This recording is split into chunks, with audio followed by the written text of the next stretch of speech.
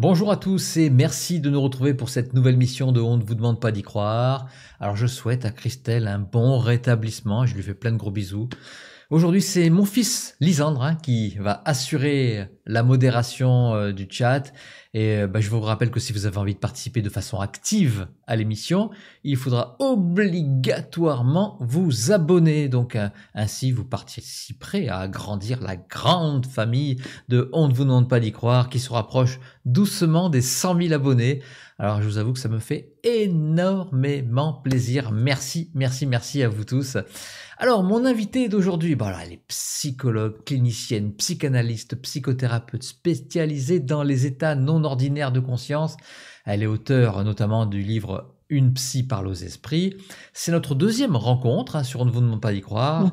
Martine Jarcot, bonjour et merci d'avoir accepté une nouvelle fois mon invitation. Bonsoir Philippe, c'est pour moi un grand plaisir. Alors Martine, pour ceux qui n'ont pas vu notre premier échange, moi je m'étais régalé avec ton livre et j'ai appris plein de choses. D'ailleurs j'en parle dans mon livre parce que j'étais tellement ignare en matière de psychanalyse que j'ai dû potasser pour pour vraiment pouvoir espérer. Comme je te connaissais pas, je savais pas si tu allais me raconter, m'envoyer tout ton savoir dans la figure et ben non, en fait ça s'était très bien passé, mais en fait j'ai appris beaucoup de choses. Donc Martine, pour ceux qui n'ont pas vu notre premier échange, tu attaches beaucoup d'importance à l'expérience. Tu as été souvent ton propre cobaye en expérimentant avec ou sans psychotrope les états modifiés de conscience. Alors évidemment toujours dans un but thérapeutique. Ça, faut le signaler quand même. Alors aujourd'hui, nous allons parler plus longuement de la respiration holotropique. Alors c'est un sujet qui m'intéresse au plus haut point car il n'y a pas d'utilisation de produits hallucinogènes. Et donc c'est très intéressant. Alors tout a commencé avec ta rencontre avec ce psychiatre tchèque, Stanislas Grof. Est-ce que pour introduire un petit peu le sujet, tu peux nous parler de lui? Qui est-il? Je crois que ma rencontre avec Stanislas Grof, ça a été la rencontre princeps de ma vie. Donc c'est un psychiatre, psychanalyste américain d'origine tchèque et qui a maintenant 92 ou 93 ans et qui est un être remarquable, d'une grande intelligence, bien sûr, d'une grande intégrité, qui a un savoir académique, mais aussi c'est un homme qui a vu l'invisible, puisqu'il a commencé à se connecter à l'invisible avec le LSD. Et alors qu'il était psychiatre à Prague, à l'hôpital Saint-Charles, il était chef de service dans les années 50-55, alors que Prague était sous le joug communiste. Et un jour, il reçoit des laboratoires Sandoz une caisse de LSD et qui lui était adressée par le docteur Albert Hofmann, qui avait été le créateur de la molécule. Et puis Hofmann lui dit, écoutez, ce que je vous propose, c'est de l'expérimenter auprès de vos patients.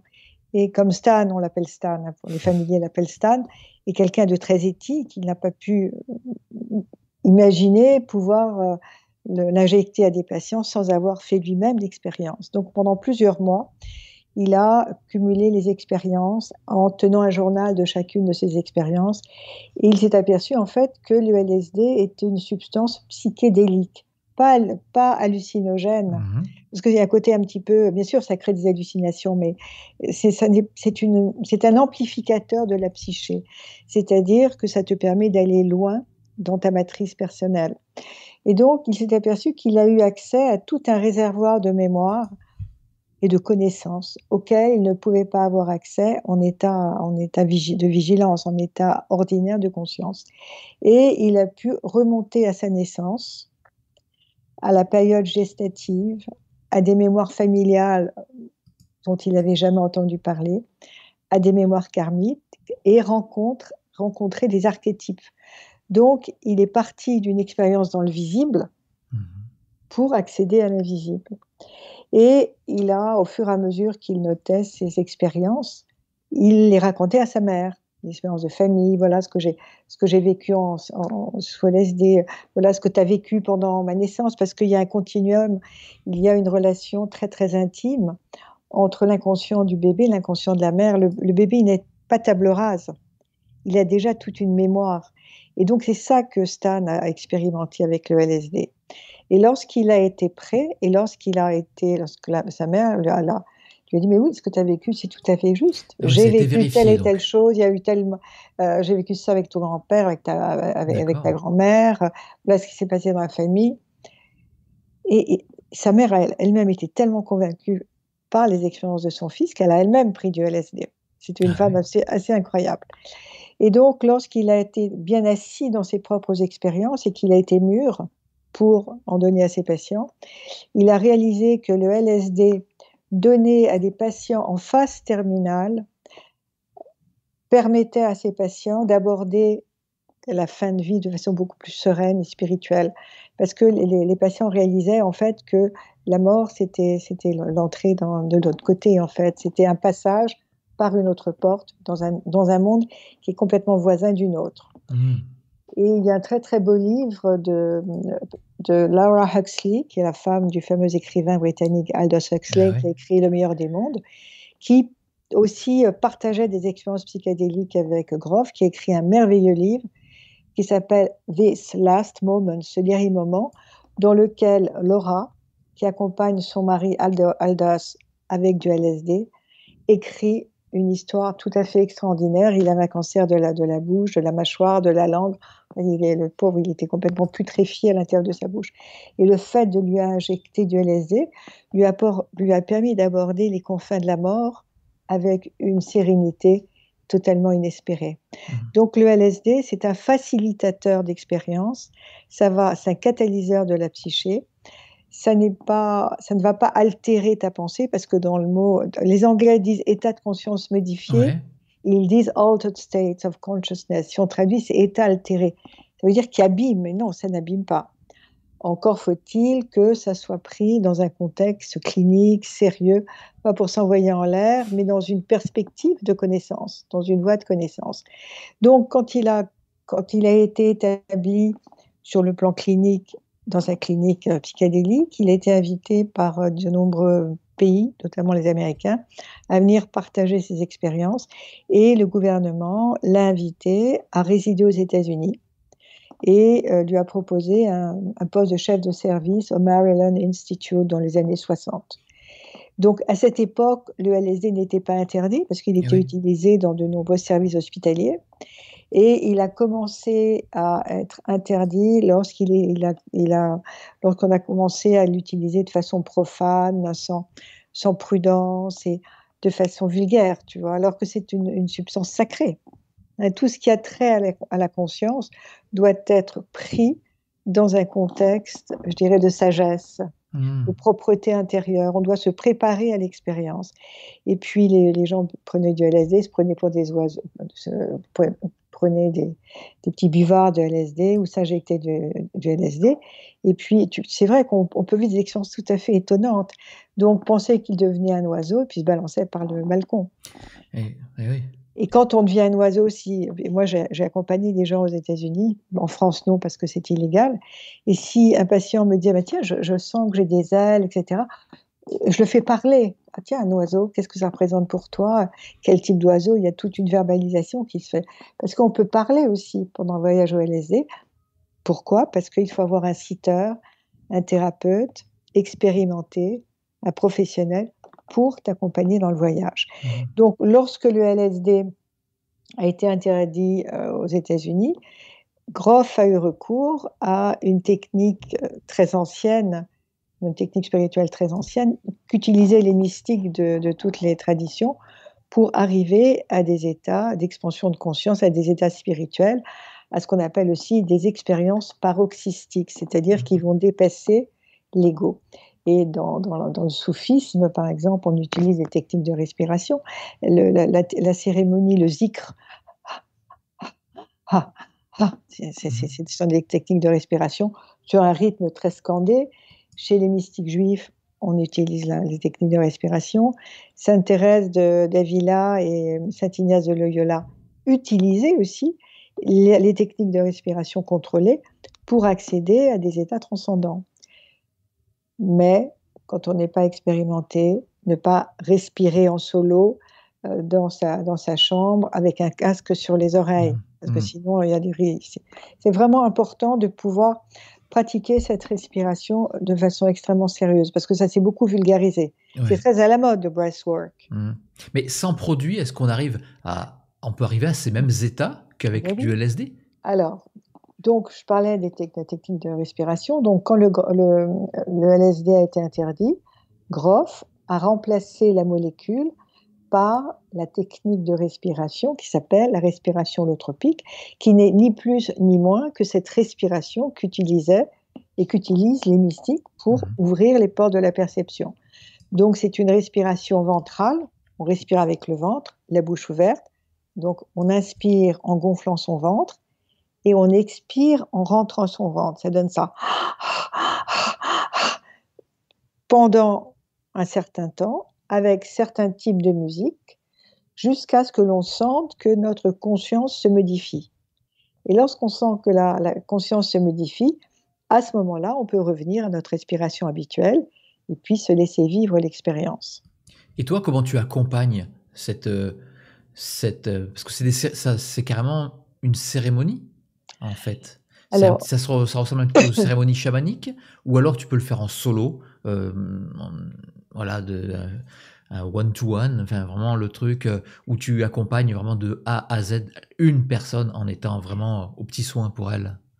les 2. Alors la respiration holotropique, donc l'anime, je préfère moi la pratiquer en groupe parce qu'il y a toute la puissance dynamique du groupe, toute l'énergie groupale, l'égrégore, hein, toute, Mmh.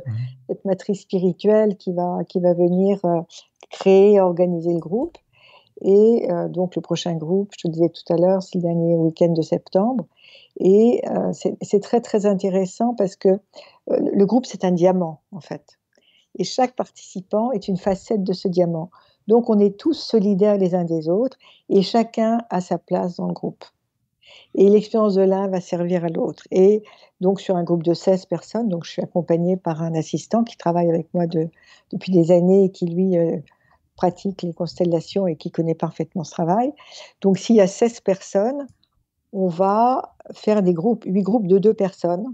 Donc ça, D'accord. on travaille en diade, en couple, et il y aura un partenaire qui va respirer le samedi, accompagné par son sitter, celui qui est assis pour lui, et le lendemain, on invertit, c'est celui qui aura accompagné qui respirera.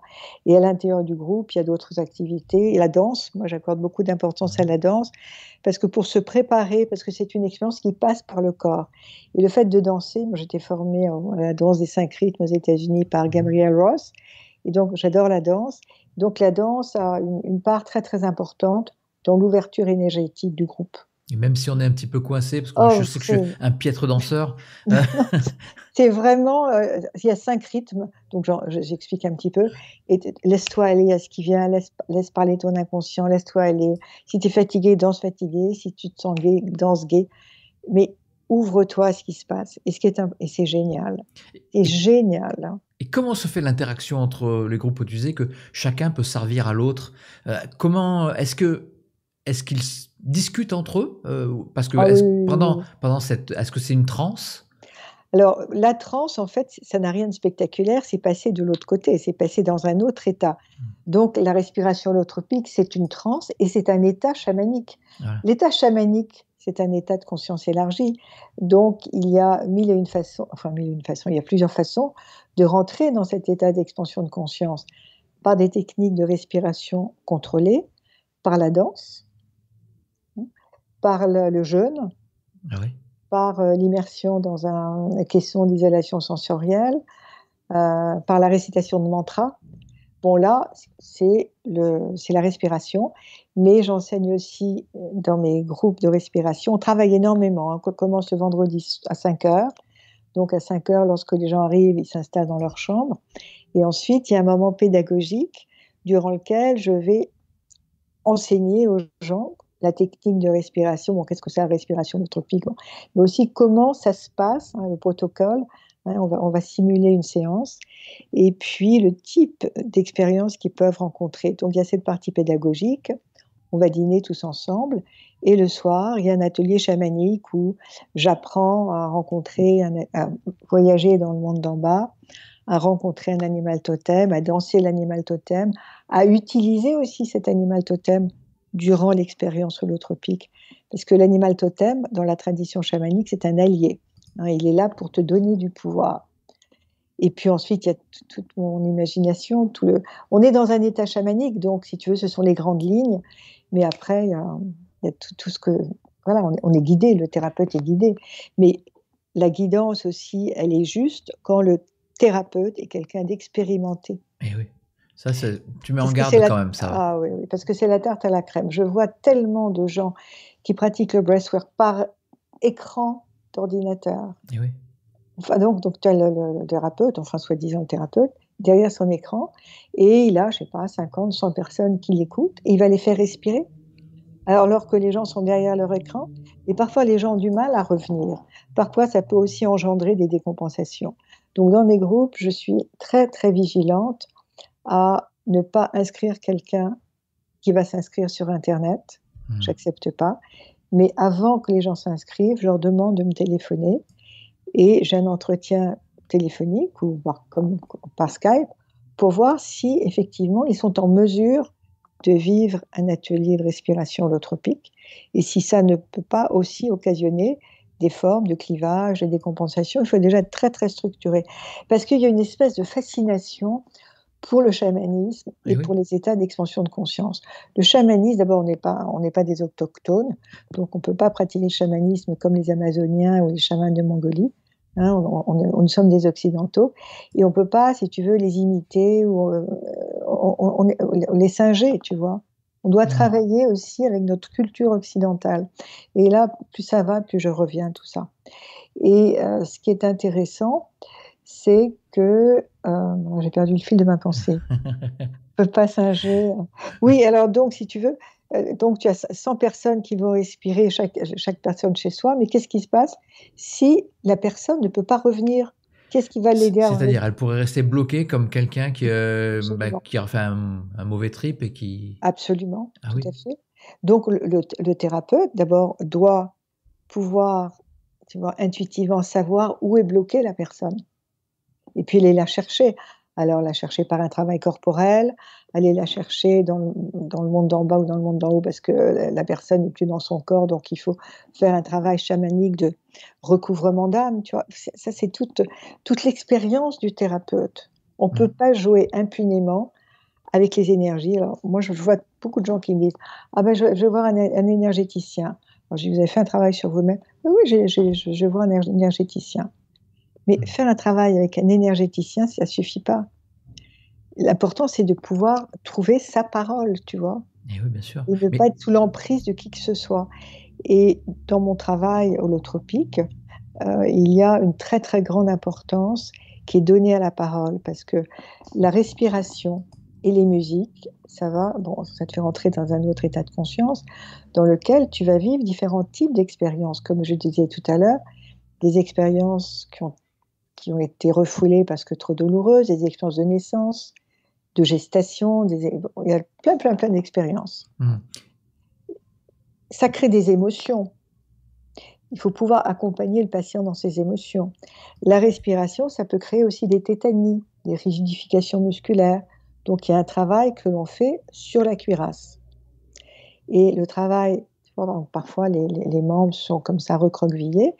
Donc, le thérapeute, avec beaucoup de délicatesse, va inviter le patient à résister à la pression que fait le thérapeute sur sa main, de repousser la pression et d'exprimer un son. ouais, donc il y a un travail physique Ah oui, c'est ce aussi. qu'on appelle un travail reichien sur la cuirasse caractérielle. D'accord.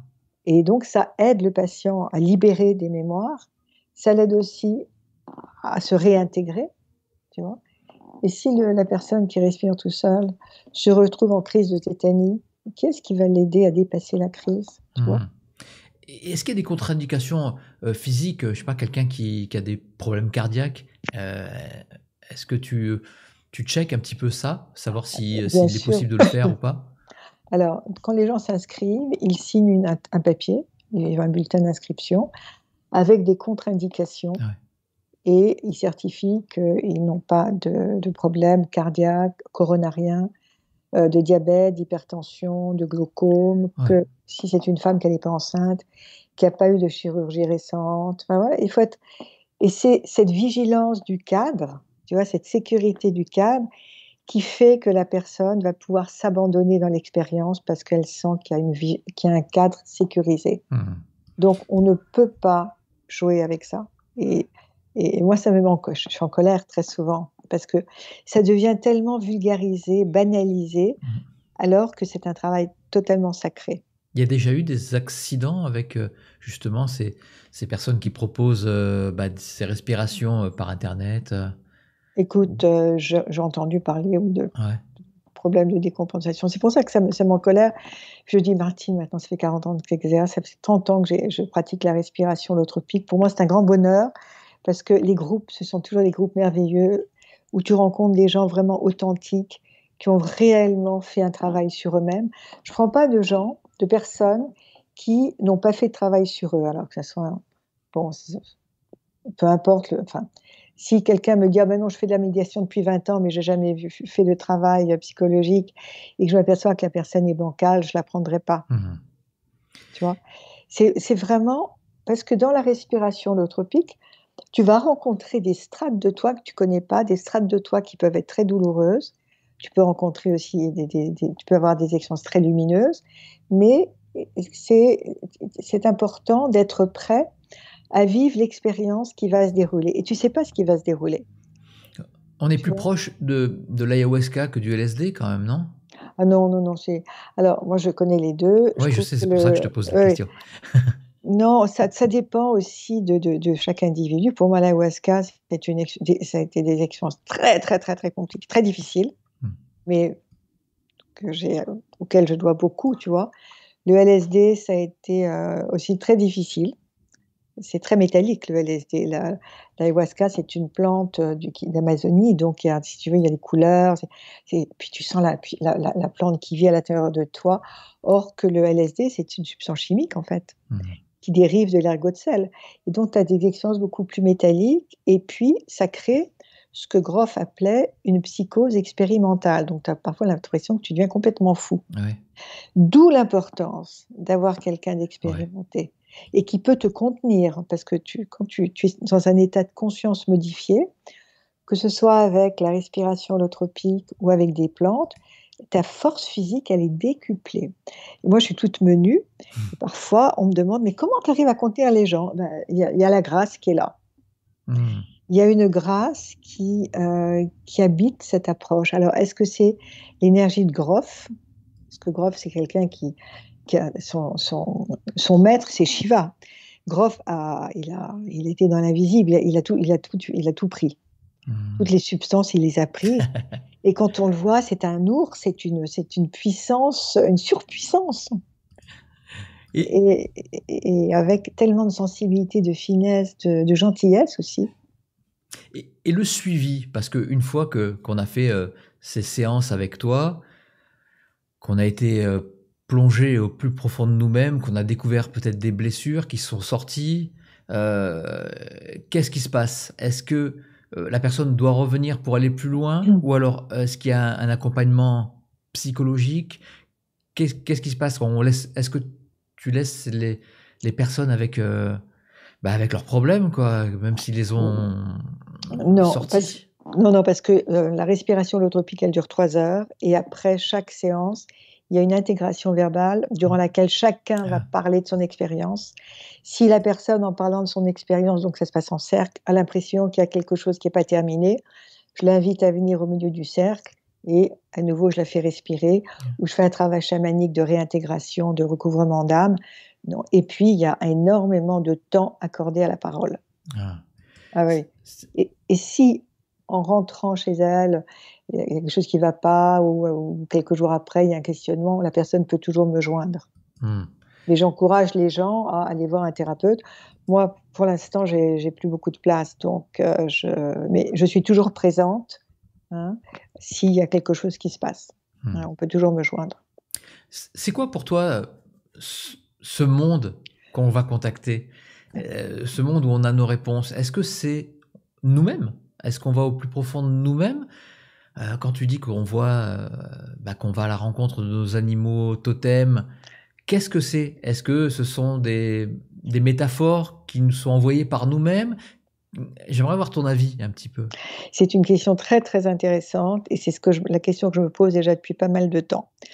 Dans le voyage chamanique, beaucoup de gens voient, d'autres qui ne voient pas, qui entendent. Moi, je ne vois pas, alors que je suis quelqu'un de très visuel dans la vie et qui peint. Ouais.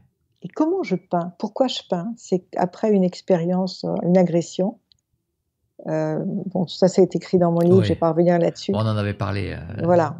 Mais comment j'ai commencé à peindre? C'est-à-dire qu'après mon agression, j'ai vécu un syndrome traumatique et j'ai pas voulu prendre d'antidépresseurs, j'étais agressée à arme à feu. Donc j'ai dit à mon copain psychiatre: «Écoute Pierre, je vais prendre mon tambour, je vais demander à mes esprits totems, à mes animaux de pouvoir». Moi j'adore voyager dans le monde d'en bas et je vais leur demander comment me guérir de ce stress post-traumatique. J'ai entendu peint et paint. Donc je me suis dit: «Mais qui est-ce qui a parlé? C'est mon inconscient? C'est une voix qui vient de l'invisible? Je ne sais pas». Mais n'empêche qu'après avoir entendu cette voix, le lendemain, j'achetais du matériel et j'ai commencé à peindre et ça a été le début d'une éclosion artistique que je n'aurais jamais pu rencontrer sans cette agression. Un autre exemple dont j'avais parlé dans peut-être l'émission précédente, qui est dans mon livre, j'ai été agressée une deuxième fois. Et là, qui est-ce qui a parlé? Donc j'entends avec un patient, que je vais être agressée et que je ne vais pas sortir vivante de mon cabinet. Pourquoi je t'en parle? C'est parce que qui est-ce qui a parlé? Donc j'entends cette voix. Et le patient suivant, effectivement, qui était un faux patient, quelqu'un qui s'est fait passer pour un patient, il a sorti d'une pochette un poignard, un couteau à cran d'arrêt. Il a voulu me poignarder. Et c'est parce que j'avais entendu cette voix que je suis allée sur le balcon. Tu as sauté. Et j'ai sauté. Et avant de sauter, je me suis dit, et j'ai voulu voir où il était. Il avait la lame à quelques centimètres de mon dos. Tu Donc, crois que c'est un ange gardien qui mais je serait ne peut-être sais pas. nous-mêmes dans le futur? C'est comme dit, je une ne sais pas. rétrocausalité, comme dit Philippe Guillemont. Eh ben, je ne sais pas. Donc, j'ai écrit à Sandrine German, qui a été une de mes formatrices, qui est une très grande praticienne du chamanisme. J'ai écrit à Suzanne Mokolky, qui dirigeait la fondation de Michael Harner. Enfin, c'est vraiment les centres princeps pour l'enseignement du chamanisme. Mes copains chamans, j'étais voir les médiums. Personne n'a pu me dire d'où venait cette voix. Donc, je me suis dit, mais cette voix, en fait, c'est mon âme qui m'a parlé, elle vient de moi, certainement. Est-ce que c'est mon ange gardien? Et ton ange gardien, est-ce que c'est pas ton âme qui te parle? Je ne sais pas, et je crois que personne ne peut répondre. Et j'ai été voir des médiums aussi. Enfin, Et quand on est dans ce monde, quand tu fais de la respiration holotropique, est-ce que tu as l'impression qu'il est tangible? Est-ce que tu as l'impression de pouvoir toucher les choses, les ressentir, les sentir? Vraiment, comme si c'était une réalité que nous vivons tous les jours? Ça dépend des expériences. Je me souviens de la première expérience que j'ai vécue en respiration holotropique et qui m'a confirmée dans mon désir de me former. J'en parle aussi dans mon livre. Donc j'ai commencé à respirer. Puis j'ai commencé l'énergie, donc on est allongé sur un matelas, les yeux fermés. Il y a des musiques très très dynamiques qui sont mises au début de la session et donc ils vont t'encourager dans ton rythme respiratoire. Et puis j'ai commencé l'énergie a commencé à me faire bouger. C'est pas mon mental qui dit maintenant tu vas danser parce que puis d'un seul coup, alors ce qui est amusant, c'est que j'ai commencé à danser. Je me suis retrouvée comme une divinité hindoue. Tu sais, mais mon corps n'avait plus aucun poids. C'est comme lorsque tu prends des substances, ton corps n'a plus de poids, il n'y a plus aucune pesanteur. Et d'un seul coup, je me suis retrouvée dans l'univers. J'étais une conscience, un point. Et il y avait une partie de moi qui me disait, qui demandait, qui suis-je? Il n'y avait pas de réponse. Je n'existais plus. J'étais oneness, j'étais l'unité, je faisais partie de l'unité, du grand tout. Mais tu te posais quand même la question, donc il y avait quand même une part d'individualisation, tu existais quand même. Mais je faisais en même temps partie du tout. J'avais plus de corps. Je n'avais plus de corps. Et donc j'en ai parlé à Groff quand j'ai rencontré Groff plus tard. C'est ce qu'il m'a dit. Il m'a dit, mais c'était une expérience d'unité. Parce que même lorsque tu prends des substances, il y a toujours une partie de toi quelque part qui est consciente. Même que tu prends de l'ayahuasca ou du LSD, il y a toujours le... Mais les défenses sont quand même beaucoup abaissées.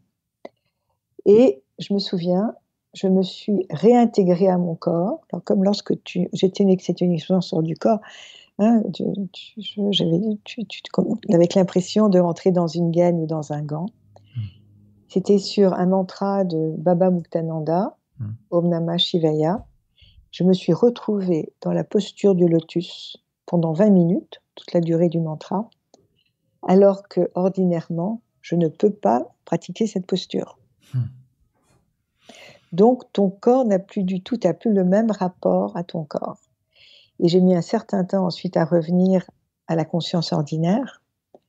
Et cette expérience a laissé en moi un sentiment ineffable, en fait, qui m'a déterminée dans mon désir de faire cette expérience. Donc, je suis partie aux États-Unis me former. Ça a duré 3 ans. On avait plusieurs semaines par an de formation, donc auprès de Groff aux États-Unis. Et c'est là que j'ai rencontré aussi le chamanisme au tambour avec Michael Harner, donc, qui était le fondateur de la Foundation for Shamanic Studies, la FSS. Puis c'est là que j'ai rencontré le LSD, les plantes et tout ça. Donc, il y a une trentaine d'années de ça. Et les expériences que j'ai pu vivre avec les plantes et avec la respiration holotropique, ça a complètement changé ma vie. Ça a décuplé mon intuition, je ne suis plus devenue la même, mon rapport au monde avait complètement changé. Et c'est ça qui est important, c'est que dans cette approche, on découvre notre liberté intérieure. Parce que c'est toi le maître d'œuvre, c'est toi qui dirige, tu es le maître d'œuvre de l'expérience. Le moteur, la pilule, en fait, le moteur de l'expérience, c'est la respiration. Si tu ne te donnes pas la respiration, il ne se passera rien. Et le rôle du thérapeute, c'est de faciliter l'expérience. Donc, on est un peu comme une sage-femme. Et on laisse la personne dans son expérience. Et c'est d'une beauté. C'est pas compliqué quand on est très contrôlant, quelqu'un qui veut contrôler sa respiration, qui veut contrôler son état de conscience, qui va se modifier petit à petit. Est-ce que, pour certains, c'est plus compliqué d'atteindre ces états, même avec la respiration? Absolument, et c'est le rôle du thérapeute de faire en sorte que le patient ait suffisamment confiance dans l'accompagnement thérapeutique pour pouvoir se donner à l'expérience. Et s'il y a des défenses qui sont très importantes, on va l'aider, on va essayer de comprendre ce qui se passe. Mais s'il y a des défenses trop massives et que le patient, pour une première expérience, ne peut pas aller au-delà de ces défenses, bien sûr que c'est respecté. Et c'est respectable parce qu'on sait que les mécanismes de défense, ils ont aussi leur importance. Et est-ce que dans ces cérémonies, ou même quand tu fais des consultations, des cérémonies privées, je ne sais pas trop comment expliquer. Oui, je pratique aussi la respiration holotropique en individuel. C'est moins fort. D'accord. Est-ce que tu as des consultants qui ont aussi connu cette expérience du tout, ce que tu as connu toi, des expériences de sortie de corps? Est-ce que tu sais, quand la personne veut t'en parler, toi tu sais de quoi elle parle, tu vois? Est-ce que vous parlez le même langage parce que vous avez connu les mêmes choses? Oui, je crois qu'on ne peut pas, si tu veux accompagner un patient dans des territoires qu'on n'a pas nous-mêmes explorés. Donc, quand un patient me parle d'expérience hors du corps, je sais que ce n'est pas une psychose, parce que je sais que la personne n'est pas délirante et qu'elle est complètement fonctionnelle dans sa vie, qu'elle travaille, qu'elle est en couple ou une vie amoureuse, qu'elle a des activités et qu'elle ne vit pas en recluse, en ermite, etc. Tu vois, et la frontière, elle est très ténue entre une expérience hors du corps, hein, et une expérience psychotique. Et c'était vraiment la formation, l'expérience clinique du thérapeute qui va lui apprendre, qui va faire qu'il saura discerner, j'en parle aussi dans mon livre, Une psy parle aux esprits, une réelle expérience spirituelle ou une réelle sortie hors du corps d'une expérience psychotique. Est-ce qu'elle avait, pour toi, est-ce que cette expérience a eu le même impact que pour certains qui font des expériences de mort imminente, qui sortent de leur corps, qui qui font aussi des fois l'expérience du tout. Est-ce que quand tu es revenu, ça a eu le même impact sur ta vie? Ah bah, oui, c'est ce qui m'a déterminée à faire la formation SIGGRAPH et ma vie, elle a complètement changé. Enfin, je veux dire que j'ai coupé avec plein de choses, ma vie personnelle a totalement changé, ma vie professionnelle et tout s'est fait de façon très, très, très limpide et je vivais des expériences parce que j'ai vécu beaucoup, beaucoup d'expériences, bien sûr personnelles, transpersonnelles, hem, aux États-Unis, évidemment sur lesquelles je restais très discrète et ma clientèle s'est complètement transformée, Mmh. complètement. Mais les gens venaient chez moi et viennent chez moi parce que j'ai cette formation psychologique et que je suis branchée mais pas perchée, tu vois? Oui, bah, oui. Parce que pour moi, l'ancrage est très, très, très important et qu'il faut être très, très discriminant dans une expérience et pouvoir aussi dissocier une expérience réellement spirituelle d'une expérience fantasmatique, tu vois? C'est toujours des expériences qui sont positives, quand ou alors c'est toi qui vas les amener vers une expérience positive? Parce que Non, je sais qu'en ayahuasca, des fois, il y a des expériences, des fois qui sont pas positives du tout. Enfin, bien pas sûr. positives, il y a des mauvais délires, enfin il y a des choses, compliquées à vivre après. C'est comme les NDE, hein, il y a des Oui, NDE, des oui, near death complètement. bon, Des DE moi c'est négatives, ouais. des NDE, maintenant on dit EMI Ouais. négatives. Alors moi, si tu veux, je n'emmène pas le patient dans une expérience positive ou Mmh. négative. C'est son souffle qui va ouvrir les portes et son inconscient, parce que finalement c'est l'inconscient notre maître. Et Grof dit qu'il y a un inner healing guide, qu'il y a un guide de guérison intérieure, Ah. c'est notre inconscient. Donc je dis aux participants: «Respirez et laissez faire. Laissez la musique vous en montez, utilisez la musique comme une monture Mmh.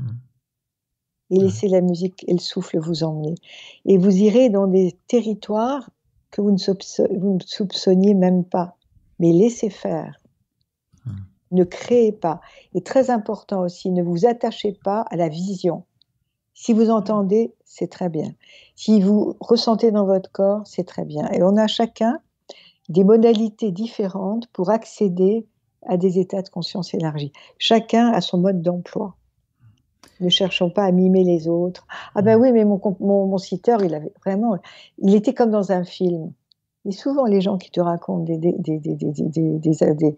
récits totalement cinématographiques, c'est du mental. Mmh. Généralement, quand on vit une expérience holotropique, il y a beaucoup d'émotions, il y a parfois des larmes, hein, il y a des reviviscences qui peuvent être difficiles. Il y a aussi des expériences extatiques. On ne sait jamais ce qui va surgir. Mmh. En tous les cas, on a l'originalité de Grof, donc, c'est d'avoir constitué une nouvelle cartographie de la psyché, partant du principe que, en fait, le bébé, lorsqu'il naît, c'est déjà une personne avec des mémoires et un vécu, qui est le vécu utérin. Mmh mh. OK. Est-ce que toi, pendant la cérémonie, tu participes, tu fais cette respiration? Est-ce que toi aussi, tu te mets dans cet état modifié de conscience avec les consultants? Alors, les chamans qui donnent de l'ayahuasca, ils prennent de l'ayahuasca. Mmh.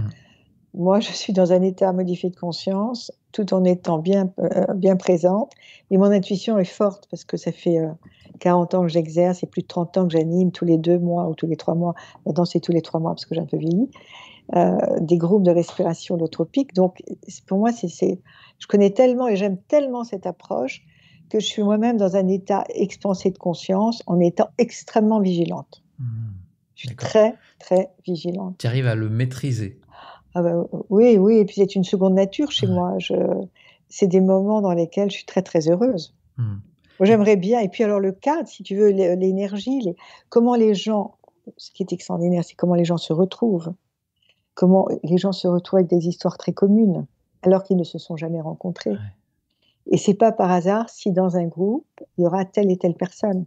Parce que les gens sont dans ce groupe pour être ensemble, donc ça crée des clans chamaniques, ça crée, bah, tu connais une personne, je vais pas la nommer, mais qui a Mmh. vécu cette Oui, expérience oui, avec elle m'en a moi, parlé.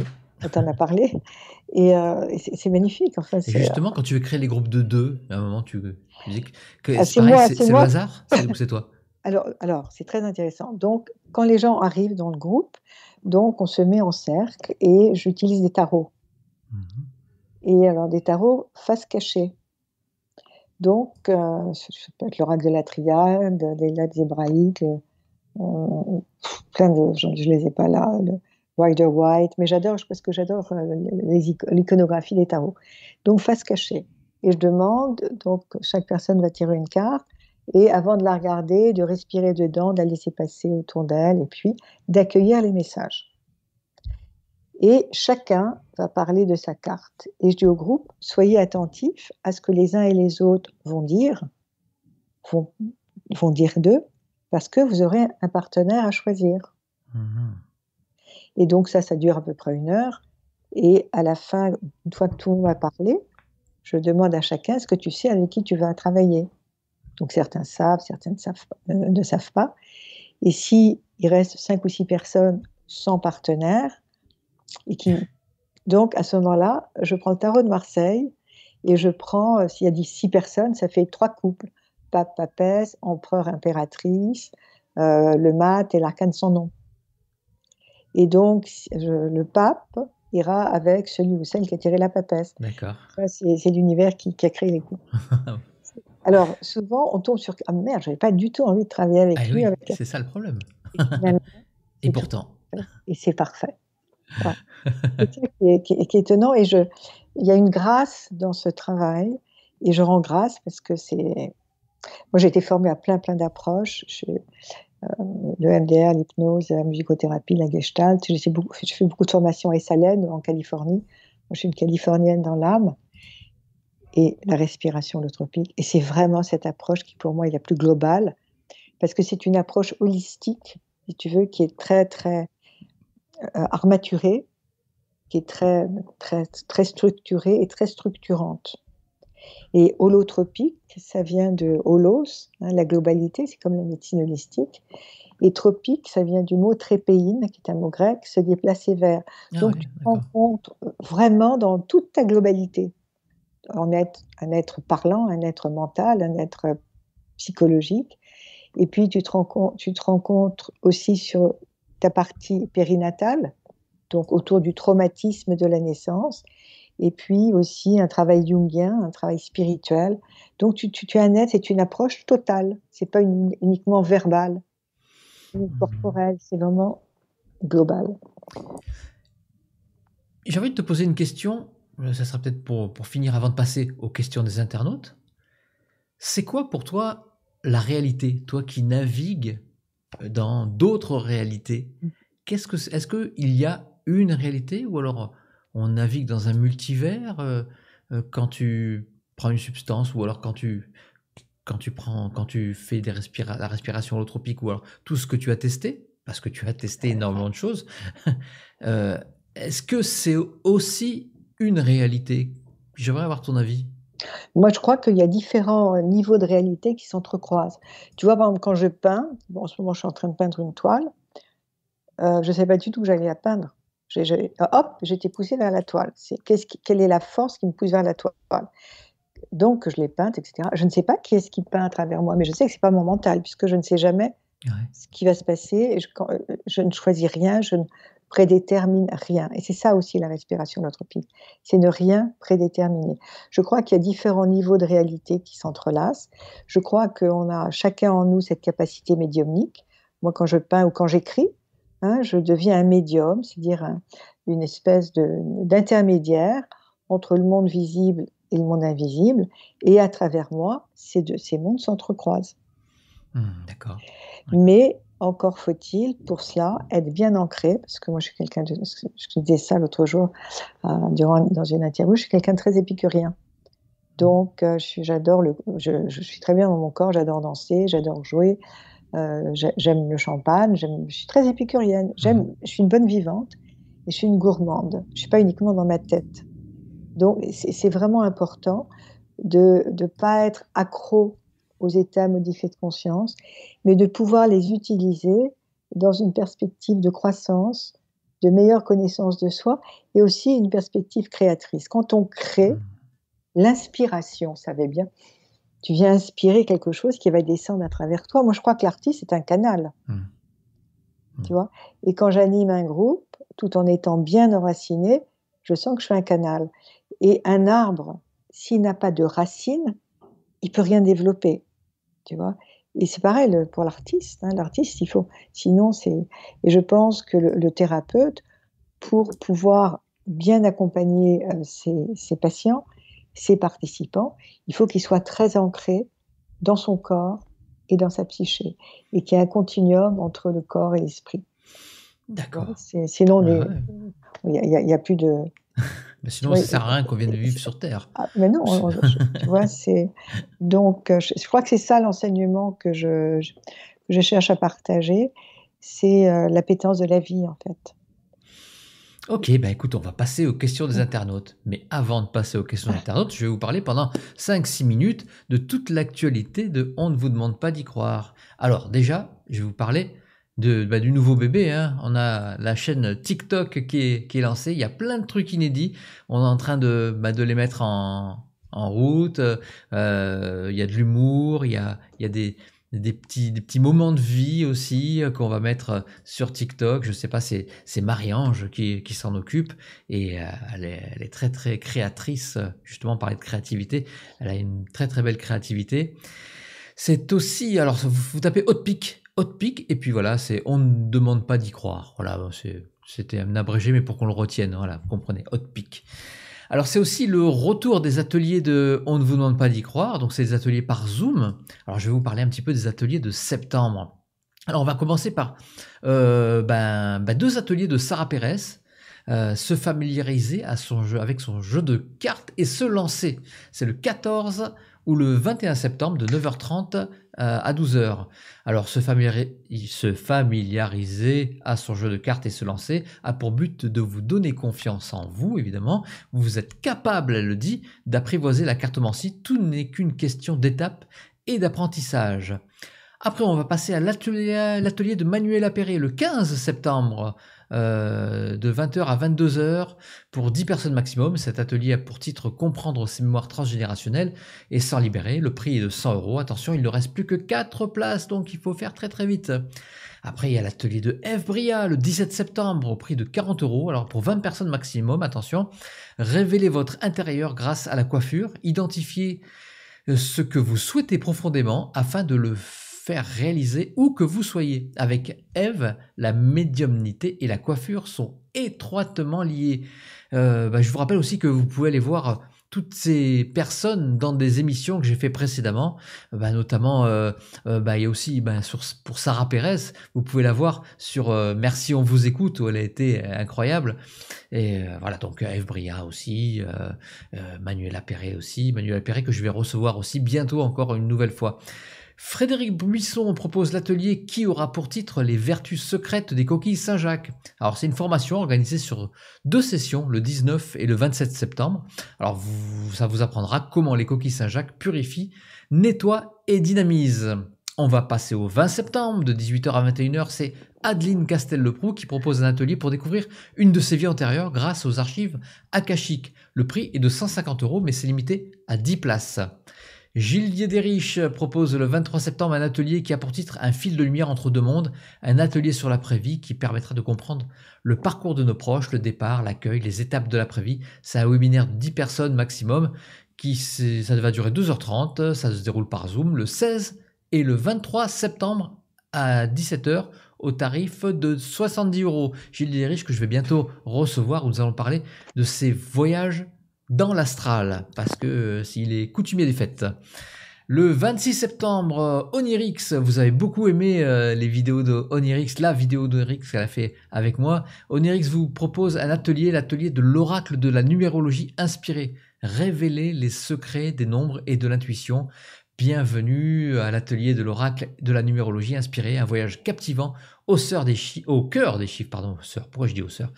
des chiffres, des symboles et de votre propre sagesse, de 20h à 22h au prix de 30 €. C'est le 26 septembre. le 28, voilà, et après il ne restera plus qu'une date. Le 28 septembre, c'est l'atelier de Marie-Josée Garcia, explorer le champ, encore une fois, donc, des possibles dans les archives akashiques, pour comprendre d'où viennent nos blocages, schémas répétitifs, karma ou transgénérationnel, impact sur la lignée. L'atelier commencera à 18h30 au prix de 80 €. C'est le 28 septembre. Alors attention, il ne reste plus que 4 places pour l'atelier de Lizar Kamela qui se déroulera le 30 septembre de 14h à 18h, tout ça. Je me suis peut-être trompé, mais enfin bref. Vous regardez sur mon site internet. Donc le 30 septembre, c'est un atelier de cartomancie. Tirer les cartes ou oracles ne se résume pas qu'à une simple interprétation. Ça, c'est Lisa qui le dit. Alors toutes ces infos, vous pourrez les retrouver sur le site internet de la chaîne. On ne vous demande pas d'y croire.fr, rubrique atelier, avec une petite vidéo même de présentation pour chaque atelier. Et puis sur le site aussi, en naviguant, vous pourrez aussi d'ores et déjà avoir accès aux promos des invités, où vous pourrez aller trouver des offres promotionnelles, des invités exclusivement pour les personnes qui passeraient par ce lien créé pour On ne vous demande pas d'y croire. Alors je remercie évidemment tous mes invités qui ont proposé des réductions sur leurs prestations. Et puis ça va être alimenté régulièrement. Et puis je voulais vous parler aussi évidemment de l'événement que nous allons organiser avec le domaine Scarabée à Mérigné dans le nord de la France. J'en profite d'ailleurs pour faire un bisou à Sandrine qui fait un énorme travail pour l'organisation. Elle ne s'attendait pas à toutes ces personnes qui allaient venir. Elle ne croyait pas que ça allait être si compliqué à organiser, mais elle le fait de main de maître. Un événement pour fêter les 100 000 abonnés de la chaîne. Cet événement se déroulera donc le samedi 4 et le dimanche 5 novembre. On pourra y retrouver bon nombre de mes invités. Il y en aura plus de 50.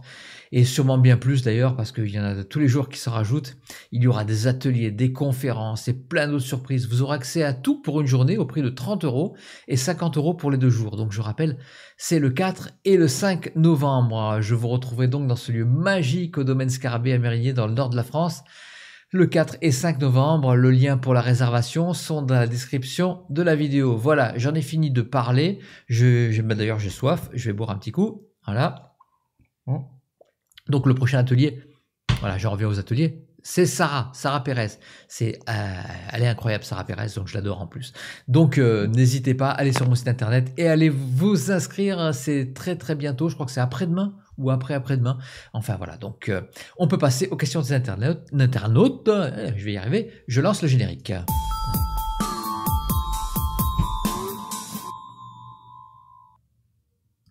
Alors un grand merci à mon fils, évidemment, qui a récupéré toutes ces questions et qui a assuré la modération. Voilà, alors maintenant c'est fini, les questions c'est fini, maintenant c'est moi qui les pose, c'est plus vous. Alors on va commencer par la première question. Alors je suis obligé de le faire avec le téléphone parce que bizarrement ça n'a pas marché avec l'iPad. Alors Michel, ne pensez-vous pas que si ces mémoires nous sont inconnues, il y a une raison? D'ailleurs, je te laisse répondre après. C'est sûr qu'il y a une... Alors, quel type de mémoire? Parce qu'il y a aussi les mémoires dont on ne se souvient pas, qui ont été refoulées parce que source de trop grande souffrance, source traumatique. Voilà, donc c'est ce qu'on appelle l'aspect thérapeutique du refoulement. Mais quand à l'âge adulte, on s'aperçoit qu'on n'arrive pas à rencontrer un homme, qu'on a peur de la sexualité, qu'il y a quelque chose en nous qui ne fonctionne pas, une information que l'on n'a pas, et qu'il nous faut retrouver. Alors, ça peut se faire soit par un recouvrement d'âme, qui est un soin chamanique, ce que je fais, mais en même temps, quand on ramène la partie traumatique, qui s'est dissociée en fait, le refoulement c'est une forme de dissociation, encore faut-il travailler avec cette partie qui a été ramenée. Donc, c'est important de pouvoir avoir accès à ce qui a été oublié si la personne en éprouve le besoin. Mais par moment, le refoulement, l'oubli a aussi une fonction thérapeutique. Donc chaque cas est totalement individuel. Et moi je me dis que si des clés existent pour pouvoir guérir ces blessures, c'est pas pour rien aussi. Absolument, et quand on revit, comme en EMDR, quand on revit un traumatisme, une fois que le traumatisme est loin, on ne peut pas faire de EMDR, revivre un traumatisme, lorsque le traumatisme a 15 jours. Mais quand on revit la souffrance traumatique, à ce moment-là, on s'en libère, puisque la souffrance, elle appartient au passé. Donc, elle ne va pas se réactualiser. Mais parfois, on a peur que ça se réactualise. Donc, Ce qui est important, c'est ça tout le travail thérapeutique, c'est d'apprendre, hein, à accepter que les choses ne vont pas nécessairement se répéter. Mais souvent, dans la vie, les choses se répètent, on ne sait pas pourquoi, et le fait d'aller à la source du trauma permet aussi de se libérer de ces répétitions. Donc c'est une question intéressante et très complexe à laquelle répondre. Mhm. On continue avec Wapeti. Bonjour, quelle serait la place de l'amour avec un A majuscule dans le processus? Alors l'amour, il y a beaucoup d'amour dans les groupes. Alors c'est pas l'amour New Age, guimauve, je t'aime. Ouais. Il y a beaucoup d'amour. Et s'il n'y a pas d'amour, je pense que le travail ne peut pas se faire. Et vraiment, l'amour rayonne entre les gens, entre les deux partenaires. Moi, je dis, j'aime les gens, je leur dis souvent au moment avant de se quitter, il y a un rituel de fermeture. Et souvent, je leur dis, mais je vous aime, on s'aime. Mais c'est pas l'amour béat qu'on retrouve dans certains Ouais. groupes, tu vois, un peu toxique comme dans. Bon, Mais là, c'est vrai, parce c'est- on s'est accompagné, les deux partenaires se sont accompagnés lorsque quelqu'un vit une expérience holotropique douloureuse, bah, il peut pleurer, il peut avoir envie de se moucher, il peut baver, etc.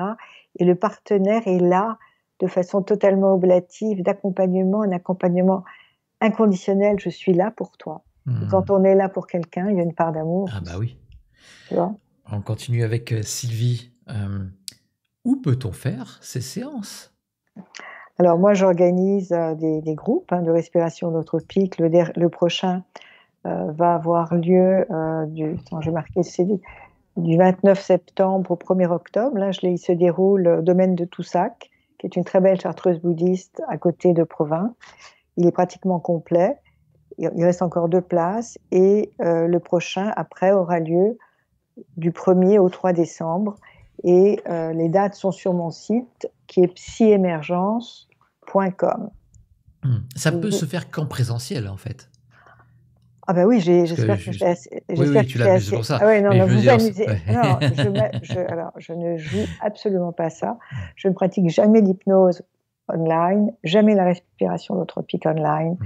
Je ne pratique aucun état modifié de conscience quand la personne n'est pas à côté de moi. Et ça, Bah, pour moi, c'est tout. je voulais Oui, mettre oui. un Ah point oui, sur le. Voilà. ah oui, oui. Alors toi, tu peux vraiment insister, hein, parce que je t'ai dit, ça me met tellement en colère, le manque de déontologie que bon. Hmm. On continue avec Nadia. Ces gens qui font cette pratique via le net n'ont aucune déontologie, justement, car ils connaissent les risques. Que devient une personne derrière son écran qui n'arrive pas à revenir? Mais je l'ai dit tout à l'heure, Hmm. elle est clivée, elle peut vivre aussi une expérience psychotique. Et les personnes qui vivent, j'ai envie de dire que les personnes qui vivent cette expérience derrière un écran, Hmm. elles peuvent aussi se renseigner par rapport au danger que ça peut faire. Quand on commence une thérapie avec un thérapeute, on se renseigne sur la personne. Hmm. Et pendant l'entretien, on sait si on a envie de travailler avec ou pas. Et Bien là, sûr. c'est le miroir aux alouettes, c'est des promesses. On est vraiment, pour moi, ce sont des marchands du temple. C'est une approche, la respiration holotropique, comme le voyage chamanique, ce sont des approches spirituelles, au sens pur, tu vois. Hmm. Et c'est galvauder quelque chose de beau en quelque chose de complètement mercantile, tu vois. D'accord. Voilà, c'est ma Hmm. réponse. Ok. On continue avec Jocelyne. Une chamane m'a dit un jour que j'avais le bison blanc en totem, et depuis toute petite, j'allais à la mer de sable voir les bisons. Qu'est-ce que cela signifie? Alors, c'est intéressant. D'abord, moi, je pense, dans les enseignements chamaniques que j'ai reçus avec Michael Harner et Sandra Engerman, on ne dit, on dit difficile, il y a un péril à dire à quelqu'un, voilà, c'est ton animal du Ouais. pouvoir. C'est à la personne d'aller à la rencontre de son animal. Si il y a des informations qui lui sont données qu'elle ne comprend pas, c'est pas à moi de venir interpréter les réponses pour la personne, mais je lui dis retourne vers ton animal pour obtenir des réponses complémentaires, pour obtenir des éclaircissements. Il y a des techniques, il y a une méthodologie qui s'apprend pour aller à la rencontre, pour rencontrer un animal totem, pour créer une relation avec cet animal totem. Alors, est-ce que c'est de la visualisation Ouais. guidée? On s'en fout. Hein, peu importe, l'important, c'est que cet animal totem, cette rencontre avec l'animal totem, crée une relation profonde avec toi-même. Ça crée toujours une relation profonde. Je vais te poser une question bête. Ouais. Vraiment très bête, hein. Est-ce que quelqu'un t'a dit, je ne sais pas, un consultant, après une séance, qu'il a rencontré son animal totem, mais c'était un animal, entre guillemets, ridicule, genre une mouche, genre une fourmi, un cafard, tu vois, et là, évidemment, les interrogations arrivent. Alors, dans la tradition chamanique, il n'y a pas de hiérarchie entre les animaux.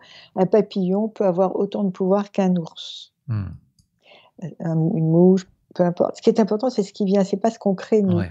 Et alors, il y a un des plus beaux exemples qui me sont arrivés. Il y a 2 exemples que je cite beaucoup parce que donc j'enseignais, j'avais un patient qui était prof de maths et je lui enseignais donc le voyage chamanique. Et pendant un voyage, donc, je lui dis, oh, moi, je vais vous apprendre à rencontrer un animal totem. Mais moi, je vais voyager aussi en même temps que vous, et je vais aller à la rencontre de votre animal totem. Donc, je rencontre les animaux totems, et je mets ours et renard. Donc, le voyage se termine, il sort de sa transe, et il me raconte son histoire. Et il avait rencontré un ours et un renard. Alors, est-ce qu'il y avait eu un courant télépathique entre nous? Je ne sais pas. Mais ce qui a été extraordinaire, c'est que le soir, il recevait des amis à dîner. Ses amis lui ont apporté un pot de miel. Et puis, il est parti en vacances et il faisait du camping sauvage. Et les gens qui étaient à côté de lui, dont la tante était voisine, s'appelaient Goupy. Tu vois? Donc, c'est des clins d'œil, des réponses. Ça veut dire qu'il était vraiment rentré en contact avec ces animaux. C'était une confirmation que c'était bien ces animaux.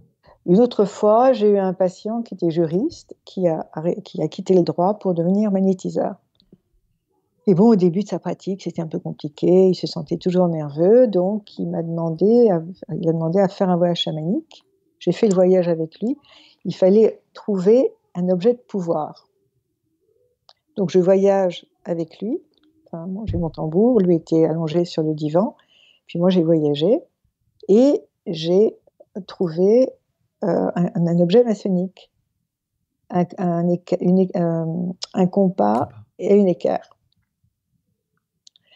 Et je lui dis, mais c'est complètement con, qu'est-ce que je vais quand même pas lui dire ce que j'ai trouvé. Mais j'avais entendu, je l'avais pas vu, j'avais entendu compas, objet maçonnique, compas, équerre. Et je lui dis, voilà, est-ce que ça fait sens pour vous? Alors il m'a dit, je vous l'ai jamais dit, mais je suis maçon depuis 15 ans. Et donc, effectivement, il a utilisé cet objet de visualisation, qu'il intégrait, qui s'incorporait avant chaque soin, c'est ce qu'il m'a dit après. Et effectivement, ça l'a calmé, ça l'a aidé à dépasser ses peurs. Parce qu'on a peur de nuire au début. Eh oui. Tu vois? Ah ouais. Donc, quand on fait un voyage chamanique, c'est important, c'est de retrouver la candeur de l'enfant, de ne pas mentaliser, d'accueillir. On se trompe. Ça fait partie de l'apprentissage. Puis parfois, on ne sent rien. Et c'est accepté aussi qu'on ne sent rien. Mais c'est de ne pas considérer cette approche comme une approche toute puissante. Ça ne remplace ni une psychothérapie, ni un traitement médical. Oui, ça faut le dire. Ah oui, c'est vraiment, il faut insister. Parce que là, il y a plein de gens qui se disent chamans et qui disaient aux patients, mais je vais vous guérir de votre cancer, arrêtez les médicaments. Non, bon, là, c'est vraiment de l'exercice illégal de la médecine et puis même de l'escroquerie ou du... Ouais. Mais tu sais, il y en a énormément, beaucoup, beaucoup. On continue avec Madame Patou Patoche. Bon, c'est un nom à rallonge, voilà. Y a-t-il une limite d'âge pour commencer? Merci pour toutes vos émissions. Merci beaucoup, Madame Patou Patoche.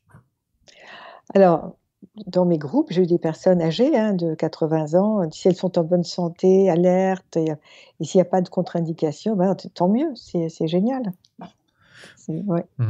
L'important est de ne pas avoir de contre-indication physiologique et biologique. Alors, je vais te faire répéter encore ce que tu as dit. Chris qui pose la question suivante. Peut-on le faire seul et est-ce que c'est sans danger? Ne pas le faire seul, ne pas pratiquer la respiration en solo. Mais vraiment, alors là, tu vois, Jacène, non. Être accompagné par un psychothérapeute expérimenté et compétent, qui est de la bouteille. Mhm.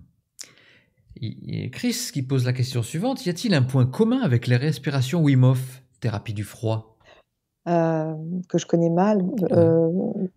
Je ne sais pas quel type de respiration on pratique. Je sais qu'il y a un vieux monsieur extraordinaire qui pratique ça. Je me souviens plus son nom. Non, non, mais je ne connais pas, donc je ne veux pas dire de... Ok, on va passer à la question suivante.